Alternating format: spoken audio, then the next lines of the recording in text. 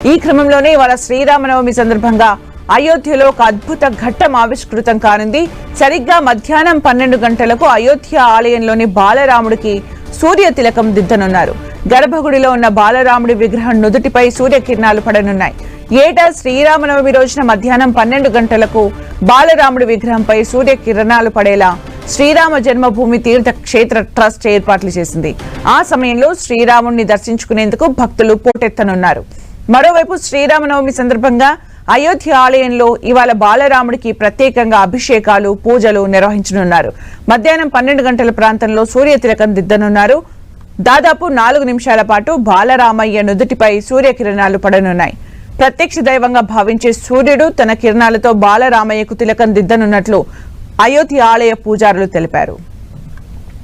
ఈ వేడుకను తిలకించేందుకు శ్రీరామ జన్మభూమి తీర్థ క్షేత్ర ట్రస్ట్ ప్రత్యేక ఏర్పాట్లు చేసింది. ఇక